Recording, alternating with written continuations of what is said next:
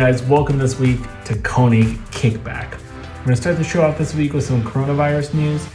Pikes Peak is officially going to be behind closed doors, no spectators in Colorado Springs. On August 30th, the event sounds like it will still continue, but no fans will be welcome on the mountain. On the other side of the coin, in Texas, NASCAR has announced July 15th that there will be fans in the stands at Texas Motor Speedway. What that means for you is it looks like Formula Drift should be able to have fans at some level, at some capacity, come their event in October.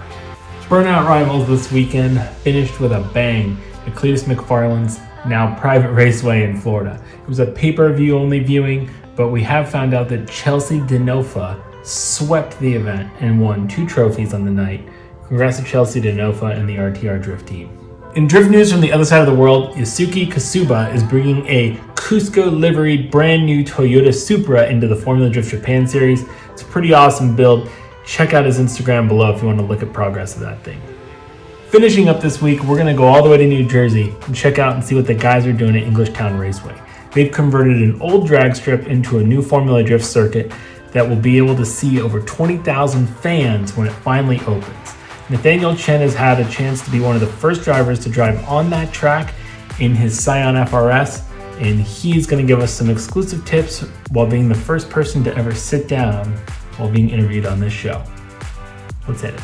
Thanks for having me, Joey. I'm Nate Chen, and I'm one of the first people to test my LS Power GT86 at the new Drift Stadium at Englishtown Raceway. If you haven't seen the stadium already, feel free to check out my Instagram at nathaniel.chen.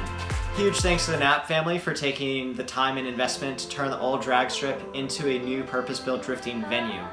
For Formula Drift, this means replacing an old and dilapidated wall with a new high-capacity seating venue, which at 20,000, I think it actually makes it the largest on the FD circuit. There's not a single bad seat in the house from the grandstands to the VIP air-conditioned area, and it brings the drifting action a lot closer to the spectators than other venues on the FD circuit. I hope this serves as a benchmark for future drift events in more metropolitan areas. I think it's definitely something that can be replicated in bigger cities, which would usher in a new cadre of Formula Drift fans that maybe are not as sophisticated in terms of cars, but could definitely get something out of the excitement factor and entertainment value that drifting has to offer. For grassroots drifting, Club Loose is definitely one of my favorite places to drive on the East Coast. What I really like is that they switch up the track for Group A every single session, meaning I get to drive 3 different venues in one track day. This adds another layout to the options they already have. In addition, there's actually a clutch kicker style competition that's taking place the weekend that Formula Drift was supposed to be at the new Drift Stadium in July. And that will feature a high cash payout as well as a ton of drivers from all over the place coming out to compete. And I'll definitely be there and doing my best to see how I stack up and hopefully getting on the podium. Now back to you, Joey. Thanks. Thanks, Nathaniel. That's some really great information. I'm glad you had some fun out there. Huge props for the drone footage as well. I have to say before we close, Englishtown is a really underrated and special place in the drift community in the United States.